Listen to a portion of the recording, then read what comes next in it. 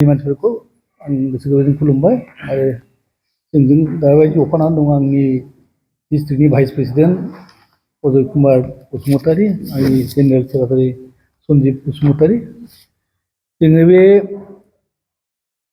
हानि एगेन्सै गोबां खोथा बुंनायखौ बे सनजन पालनिफ्राय खोनागासिनो दङ।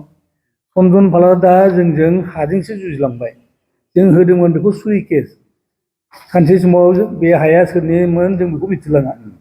जोंनो होदों सरकारा ट्राइबेल हाउसनि नामै ट्राइबेल संघनो बे हाखौ 2 बिघा 2 काटा 15 लेसा जोंनो एलटमेन्ट होदों। बे एलटमेन्ट मोननायखाय जोङो बे ट्राइबेल हाउस जायखौ जोंनि ट्राइबेल एफेयार्स मिनिस्ट्रिया हरनाय रांजों जों बे रेस्ट हाउसखौ दाबो लुगासिनो दङ।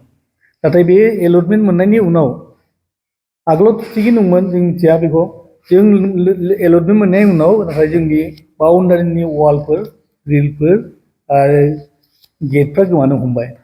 जों दिने दिने बारानिफ्राय बारा नुनायखाय जोङो बेखौ मानो बिदि जाखो जोङो सिन्था खालामनानै केस होनाय जाबाय आरो दाखालि केस होबाय। केस होनानै जोङो बे सनजन पालनि अन्याय भाबै अनधिकार बे दखल खालामना लानाय हायाव बाउन्डारि होनाय मोनसे वाल होनाय न'आव थांनानै जोङो बिनि माल दोननायफोरखौ नुनानै फट' खेबनानै केस होनायाव थानाया बेखौ लानानै केसखौ मालफोरखौ सिज खालामना लांजोब्बाय। बे दा सिखावसो जानांगौमोन। सिखावनि केसआवसो थांबाय थानांगौमोन बे। नाथाय दासिमबो बे केसआव दहाय खिन्थानाय बायदि 122 नाम्बार अब्लिक 2025 आरो आन्डार सेक्सन नाम्बार 303 ब्रिकेट 2 आव केस जासेयावबो बे दिनै एरेस्ट जाजासिनो उदाङै बे प्रेस मिटसो होनानै जोंखौ माने आक्रमन खालामगासिनो दङ। जोंखौ बुजियाखै नामा मिथियाखै नामा साननाय।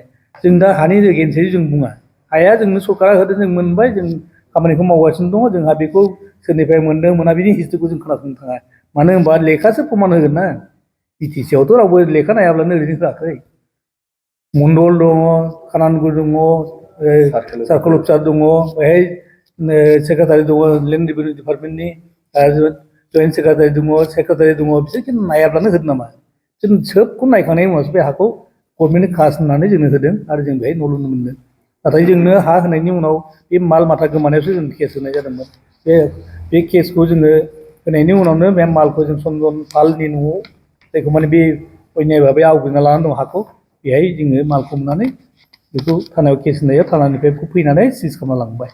दिनै बे केसआव बे सिखावसो जानांगौमोन। नाथाय बेखौ एरायनानै बे दा हानि खोथा बुङै बुङै जोंखौ मेन्टेलि आक्रमन खालामगासिनो दं। मानसिक भाबै जोंखौ आक्रमन खालामगासिनो दं। आरो दहाय जोंनि बिनि माबाखौ प्रेस मिटखौ खोनानानै आसरित मोनबाय। सानसे समाव बे ट्राइबेल संघआ माबाबो बुख्रुबनांगोन बे न'खौ होननानै। दा जों मिथिया जोंनि बिटिसिआ माब्रै होदों होआ जों बेखौ मिथिया। जों मथ'फोर बिटिसि गभर्नमेन्टनिफ्राय मोनदों बे हाखौ जों बेखौ मिथिगौ।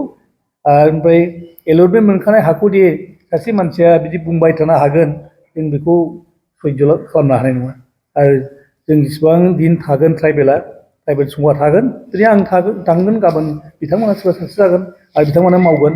आरो बे गभर्नमेन्टनिफ्राय फैनाय एफा मोजां स्किम ट्राइबेल गेस्ट हाउसमोन ट्राइबेल गेस्ट हाउस बेवहायनो ब्रह्म समाजाबो मोनसे ब्रह्म दङबो आरो बेनो प्रिन्सिपाल एस'सियेसन अफ बिटिसिनि जेसेबां प्रिन्सिपालफोर दङ कलेजनि बिसोरबो बाहाय एस'सियेसन मोनसे लुगोन।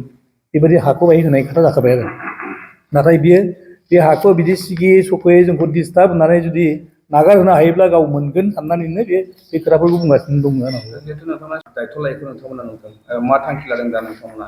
जोंथ' आं बेखौ जों खेबसे खबर लालायबावगोन। जाथ्राबा जोङो एसपिजों रायलायगोन। एसपिजों रायलायाबा जोङो गोजौआव जोंनि पाब्लिकनि मिनिस्टार दङ प्रनज पेगु सारजों जों बे खोथाखौ रायलायगोन। बिथाङा हयथ' बे खोथाखौ खोनायोबा जों माबा मोनसे एक्सन लागोन एसपिनि थ्रुयै। जोंहा बेसिम दं आरो दा जोङो लकेल केस हिसाबै लकेलावनो माबानानै समाधान खालामनो नाजागासिनो दं। एसपिआ हमहोब्लाथ' असिया हमनांगौ आरो स्पटआव मोननायखौ हमनानै मोननायखौबो जुदि हमनानै लाङाब्ला थाखा फैसाजों जों बायजादों होननानै साननांगोन। गथिखे जोंहा बेखौ साननो बाध्य जाबाय। सासे सिखाव जानानै बे उदाङै प्रेस मिट होनो हायोब्ला बेथ' थाखा फैसाजों गेलेदों निस्सय। ओंखायनो जोङो सिखावखौ सिखाव बायदि साननांगौ। आयेना जुदि बयनिबो थाखाय समानब्ला बे सिखाव नालाय बे सिखावनि आयेनाव गोलैबायोबा सिखाव बायदि साजा मोननांगौमोन। नाथाय दिनैसिम जों बेखौ होनाय नुवाखै। बेखायनो जों ट्राइबेल संघआ दुखु मोनदों। आरो जोंनि आखाइया बे जेसेबां खोथा बुंगासिनो दं गासिबो हानि रेकर्ड बादि जों दंजोबो टेस्ट मेपबो दङ जों होजोबनो हागोन नोंथांमोननो बेबायदि जाहैबाय बेबायदि जोंहा मोनखाजोबनाय दङ गतिके जों बे हाखौ बिनि होननानै मानिया मानोबो हाया जों मानिनानै लानो हाया आरो बेखौ जों सिखाव होननानै मिथिगौ सिखाव बादिसो जों बेखौ बेब'हार खालामबो आरो सिखाव बादि बे साजा मोनथारनांगोन जों बेखौनो आसा खालामनानै दिनै नोंथांमोनखौ हांख्रायनानै फंनैसो बे बुंनो नागिरनायखौ बेहायनो बुंफोरना होनाय जाबाय এটা ভাল ঘোষণা বঙাইগাঁও মেডিটেক এলাইট হেল্থ ইনষ্টিটিউটৰ 2025 আৰু 26 বছৰৰ DMLT laboratory technician X-ray and imaging technician ECG technician pharmacy assistant dental hygienist emergency technician আৰু নাৰ্ছিং কেয়াৰ এছিষ্টেণ্ট কোৰ্চৰ নাম ভৰ্তি কৰাটো এতিয়া চলি আছে নাম ভৰ্তি কৰাৰ বিষয়ৰ বাবে জানিবলৈ ব্যক্তিসকলে 9395558676 নম্বৰত যোগাযোগ কৰিব পাৰিব मोनसे गोजोनथाव फोसावथाय बङाइगाव मेडिटेक एलाइट हेल्थ इन्स्टिट्यूटआव इंराजि बोसोर 2025-26 मायथाइनि थाखाय DMLT laboratory technician X-ray and imaging technician ECG technician pharmacy assistant dental hygienist emergency technician आरो नार्सिं केयार एसिस्टेंट कोर्सनि मुं थिसननाया सोलिगासिनो दङ मुं थिसननायनि सोमोन्दै सुलाद लानो थाखाय 9395558676 नाम्बाराव फोनांजाब खालामनो हागोन